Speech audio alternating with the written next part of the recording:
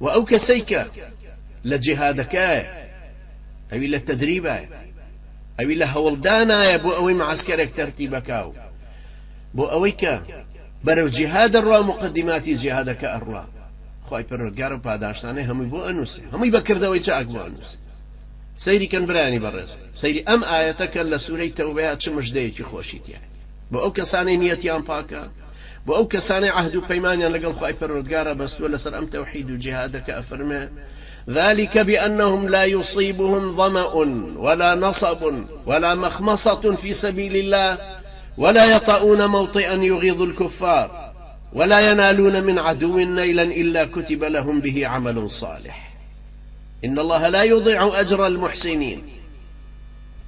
ولا ينفقون نفقة صغيرة ولا كبيرة ولا يقطعون واديا إلا كتب لهم ليجزيهم الله أحسن ما كانوا يعملون أفرميه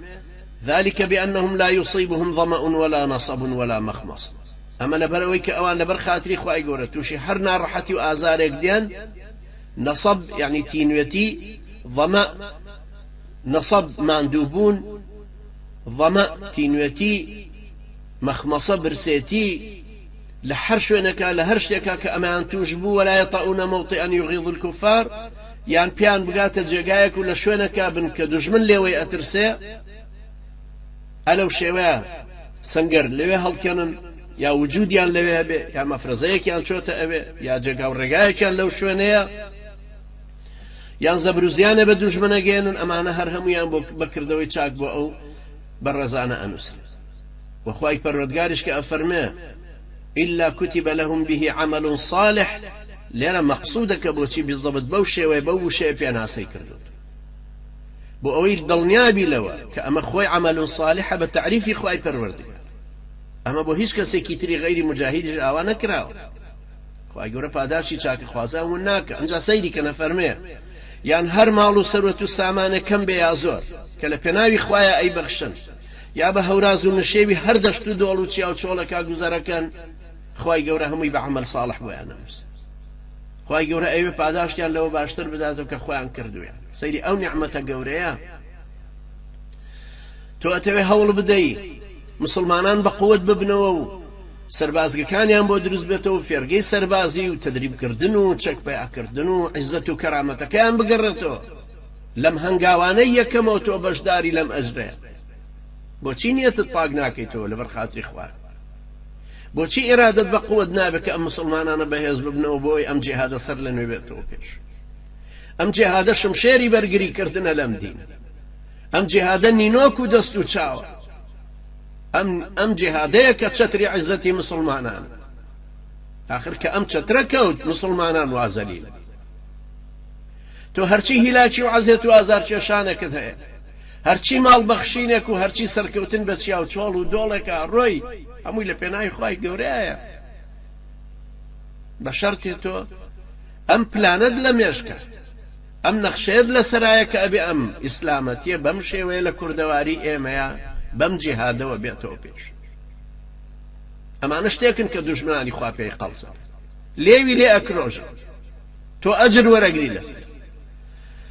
چەند کەسەیە کە لە قیامەتە خوای پەروەردگار بەدەیان سندوقە خێریە خاتەوە بەردەست و پێ فەرمێ ئەمە لە شوێنێکا تۆ حەرەز بووی لە شوێنێکا تۆ ئیشت دەکرد لە شوێنێکا ئاەت و تەفسیرەکانت ئەوتەوە بۆ ئەو خەڵکە لە شوێنێکا تۆ عیزەتی مسلمانانت دەپاراست مسلمانانت تەشجیع کرد لەم ترسنۆکیەوە ئازمێنن ئەمە دوژمنان ئەوەندەی تر ناڕەحەتە بوون و لێویان لێ ئەکرۆشتی و منیش وعدم داوە بەوەی کە لە شوێنێکا بیت کە دوژمنان لێود لێ بکرۆژن و پێی ئیزعاج ببن بەرەکەت و خێر بەسەر تۆیا بنووسم و خێرەکانت بۆ بنووسم ئەمە ئەو خێرانەیە کە هاتۆتۆ ئەمە ئەوە نییە کە خۆت کردوتە ئەمە ئەوەیە دوژمن لێوی لێ کرۆشتووی سرودێکت دوتووە مایکت پێیە دەرسێکت دوتۆتەوە غیرەتت ناوەتەوە بەر مسلمانان پارەیەکت پێیا کردووە مسلمانە عەزیزەکانی ناو جیهادەکەت پشتیوانیت لە مسلمانە عەزیزەکانی ناو جیهادەکە کردووەتەوە کرێخانت بۆ داون بریندارت بۆ عیلاج کردوون شعرت بۆ وتون سرودت بۆ وتون تابلۆیەکت بۆ کردوون سیدیەکانیان بڵاوەکەیتەوە ڕەنجێکت بۆ داون هەمووی بەشدارەت لەم ڕوانگەوێ ئێمە بڕوامان بەوە هەیە کە هەموو خۆ ئامادەکردنێکی ئەم مسلمانانە خواپەرستیە لەگەڵ نوێژ و ڕۆژەکانمانە جیاوازیان نییە پێویستیشە ئەمانایە لە دڵی ئینسانی مسلمانە بچەسپێت لە ژیانی ڕۆژانەیە بدرەوشێتەوە لە ناخی دڵ و دەرونیا هەست بەوە بکا کە ئەمەی ئەیکا فەرمانێکی تری خوای پەروەردگارە بە تایبەتی کە بەرەو مەشقە ڕوا بەرەو خۆگونجاندنە ڕوا بەرەو ئەوە ئەڕوا کە ئامادەباشیەکی باشتر دروست بکە خوای گەورە فەرمێ وأعدوا لهم ما استطعتم من قوة وأعدوا بە پیاوانە فەرمی خۆتان ئامادە کەوا بوو یەکەمین ئامادەکردنی پیاوی جوامێر و ئازا و لێ هاتووە دوایە فەرمێ ما استطعتم من قوة ئەوە ئەتوانن کە هێزە و ئامادەی بکەن ئەو هێزە چییە کە ئەتوانین هێزی مادیە هێزی تەنزیمی خۆمانە هێزی ڕێک و پێخستنی خۆمانە نەخشەیەکی مرکزیە استراتیجێتێکی دیارە کۆمەڵێک قۆناغی تایە مەبەستێک لە هەر یەکێ لەم قۆناغانە مەبەستی خۆیان هەیە کە بهێنینە دی هەرچەنە ئەوانەی کە لە مەیدانی جیهادەکەیان هیچ شتێک نەئەنگاتە ئەوان چونکە ئەوانە بۆیان جائیزە نوێژەکان بەڕاکردنەوە بکەن بۆیان جائیزە ڕۆژەکانیان نەگرن ئەمڕۆ ئەوانەی کە مجاهیدن لە عێراقا لە ئەفغانە لە سۆمالە لە یەمەنە لە هەر جێگایەکی تری ئەم سەرزەمینەکە هەن ئەوانە هەمویان ئێستا بۆیان هەیە ڕۆژەکانیان بشکێنن لە یادی بەدرە بۆی هەرش بکەنە سەر دوژمنانی ئیسلام ئەو کەسەی لە مەشق و جیهادی شایە بە هەمان شێوە ئەو کەسەی حرەسە پێغەمبەری نازدار عەلەیهی سەڵاتو وەسەلام وەکو سلمان ڕیوایەتی کردو ئیمامی مسلم ڕیوایەتی کردو ئەفەرمێ ڕیباط یەوم وەلەیلەة خەیر من صیام شەهر وەقیامه پاسەوانەتی و سەنگەرنشینی یەک شەو و ڕۆژ باشترە لە ڕۆژوو گرتن و شەو نوێژی مانگێک یەک مانگ بە ڕۆژووبی و شەو نوێژیش پێی ناکاتە حرەسیاتی شەوێ ئەوە پێغەمبەری نازدار عەلەیهی سەڵاتو وەسەلام فەرمووی اینجا دوای ئەو سەیری کەن چییە فەرمووی وإن مات فيه أجري عليه عمله الذي كان يعمل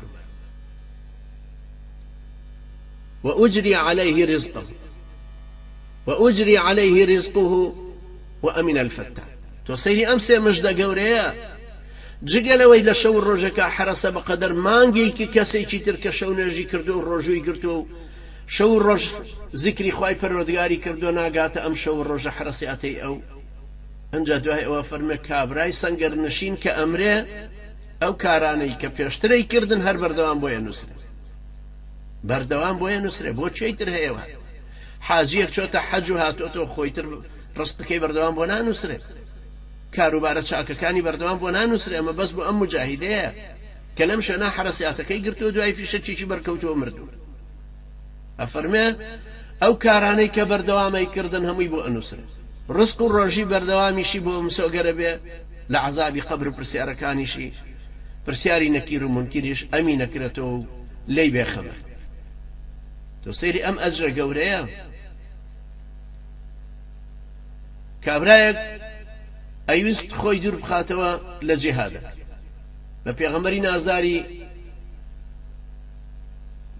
لە پێغەمبەری نازداری پرسی عەلەیهی سەڵاتو وەسەلام ئەی پێغەمبەری خوا ئەمەوێ لە خەڵکی دوور بکەومەوە گۆشەگیر بژیم و پێغەمبەر عەلەیهی سەڵاتو وەسەلام فەرمووی لا تەفعەل وامەکە فإن مقام أحدكم في سبيل الله أفضل من صلاته في بيته 70 عاما جێوڕێی یەکێکتان لە مەیدانی جیهادا چاکتر و خێرترە لە 70 ساڵ نوێژکردن لە ماڵەکەی خۆیان تۆ سەیری ئەم قیاسە 70 ساڵ یەکێکتان دانیشێ شەو ڕۆژ نوێژ بکە لە ماڵەکەی خۆیان بەقەدەر ئەوەندە نییە کە جێوڕێیەکی هەبێ لە مەیدانی جیهادەکە ألا تحبون أن يغفر الله لكم ويدخلكم الجنة اغزوا في سبيل الله من قاتل في سبيل الله فواق ناقة وجبت له الجنة پیغمبر صلى الله عليه وسلم دعای فرمووی مەگەر ئێوە حەز ناکەن خوالەتان خۆش بێت و بتان خاتە بەهەشتەوە دە لە پێناوی خوایە بجەنگن ئەنجا فەرمووی ئەو کەسەی لە پێناوی خوایە بەقەدەر ماوەی نێوان 2 جار شیردۆشینی وشترێک جیهاد بکا لە پێناوی خوای پەروەردگارە فەرزە بەهەشتی بەنسیب تەقدیری کە جارێک وشترەکە دۆشرا ئالیکی دراوەتێ و دوای فترەیەکی کە جارێککە ئەی دۆشنە ئەم فاصڵەی نێوانیان چەند سەعاتەکە پێغەمبەر عەلەیهی سەڵاتو وەسەلام فەرمووی هەر کەسێ بەقەدەر ئەم ماوەیە جیهاد بکا لە پێناوی خوای پەروەردگارە بەهەشتی بەنسیب خۆشحاڵی بۆ ئەوانەی کە جیهادەکەیان لە پێناوی خوایە کرد خاصة نوبرا عزيزاني كجهاديان كردو لسر زماني بزتنو إسلامية تخوا حيفنية تو مجاهد في سبيل الله بو بيو إسواز اللي ينابي حيفنية ستو سار بو بيتو لم دينا حيفنية تو بيغمبر صلى الله عليه وسلم بفرميتو جهادك بنسيب بوا أو أجر قوريت توش بوا أو بهشتت بو مسو قرب بوا چي انحرافت كردو أبو هريرة رضي الله عنه بجرته ولا بيغمبري برسي عليه الصلاة والسلام ما يعدل الجهاد شكارك يكسانا بجهادك فرمي لا تستطيعون بوي مقرنا توانا ننجاني دو جار سي جار اللي دوباره كردوا بلا مهاري فرمي لا تستطيعون وحديث صحيح متفق عليه فرمي مثل المجاهد في سبيل الله كمثل الصائم القائم القانت بآيات الله لا يفتر من صلاة ولا صيام حتى يرجع المجاهد في سبيل الله نموني مجاهدك لبنا يخوايا لجهاد دايا وك أو كسوايا كبردوان بالرجو بيتو هميشه شونيوش بكاتو ملكشي فرمان كان إخواي قورة بيتا أو ساعتين مجاهدك لجهادك يقررتو تو سيري أم يكسان نبوناش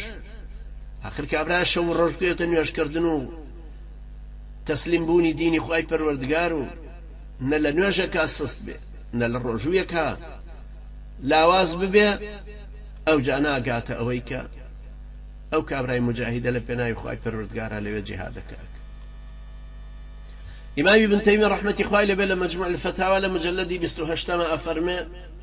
جهاد كردن باشتر ولا بيشتر لحجي سنة ولا عمرة لخوا پرستيتر لناو كعبي بيروز كهر نوشك تياي برانبر 1000 نوش لشوينيتر بلقشي لسرم قسانة فرمايشتكي خواي قوريك فرمي أجعلتم سقاية الحاج وعمارة المسجد الحرام كمن آمن بالله واليوم الآخر وجاهد في سبيل الله لا يستوون ايوا او دانو تيراو كردني حاجياني مالي خواو او دان كردنوي كعبة ودا ان انك كسك باوري بخوا بروجي دوائي هناو لبناي خوا جهادي كردو او دو جورا كار لا اخوا وق يقنين درباري هواي هاتنا خواروي تفسيري ام آية بيروزانا امامي مسلم رحمة اخوائي لبلا سيدنا نعماني كري بشير وخوالي رازي بأجارتوك يا وراني بيغمبري نازار عليه الصلاة والسلام روجك مناقشة اوان بك آيات شكارك لخوا برستي كان شاكر وفضلي لا اخوائي بالردقار زيادة اترام آياتا بو چار سري ناكو شكي اوان هاتخوار يچگەی وهي حج باشتر يچگەی نانیان بدەیت وچێ ئاویان بدەیت هەر یەکە شتێک ئەو جا خوای پەروەردگار فەرمووی ئەمانە هیچی ناگاتە جیهادێک کەوا بوو ئەو کەسەی کە هەوڵەدا بۆ ئەوەی لە جیهادا ئەوی تر کە پشتیان نەگرێ ئەوی تر کە مەشقەکە ئەوی تر کە سەربازگە ئامادە ئەوی تر کە لە خزمەتی جیهادکردنەکە ئەوی تر کە لە سەنگەرنشینیەکەیە ئەو مەژدە خۆشەی هەبێکە أبو هريرة قال راضي بأخوي فرمو لئن أرابط ليلة في سبيل الله أحب إلي من أن أوافق ليلة القدر عند الحجر الأسود تسيري كان براني برز ما أبو هريرة يمام الحديثي لبرا أو عند خدمتي بيغمبري نازار أبو عليه الصلاة والسلام أفرمي أقر شويق لبيناوي خوايا سنقر نشين بم حرز بم بيم خوشتر لوي شوي ليلة القدر لبنا برد الرشي كعبه بمو نخوم هر خليش خواه برستيكر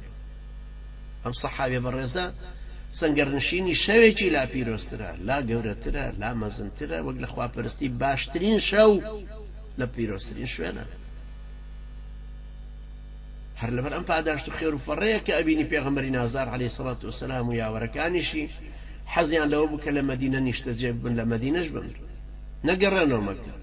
چونکە مەدینە شوێنی هیجرەتەکەیانە و شوێنی سەنگەرنشینیەکە برانی بەڕێزە سنگر نشینی هەرەوەندیەوە تەسەور بکەی چاڵێکە و هەڵت کەندو و کلاشنکۆفێکت پێ و حرەسی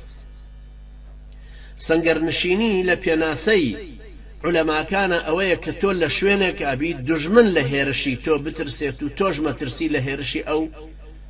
هەدبێ لەوەی کە ئەویش هێرش کاتە سەر ئەمە پەیوەندی بە نیەتە پاکەکەوە هەیە ئەشێت تۆ حراسەتی سایتێک ژوورێک شوێنێکەکەی لە هاککردن ئەمە هەر حرەسیاتەکەیە هەروەکو کە ئەشێت تۆ قودرەت و توانایەکی واتە بێت تۆ هاکیان کە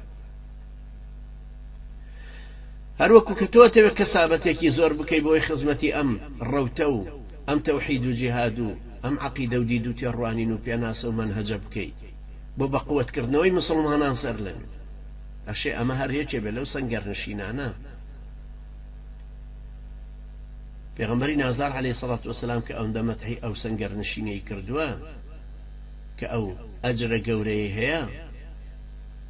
ئەگەر خوای پەروەردگار یارمەتی دەرمان بێ لەوەی کە ئێمە نیەتەکەمان پاک بێ بۆ خوای پەروەردگار، بەڵکو ئینشەڵڵا خوای گەورەش ڕەحمی پێمانەکا و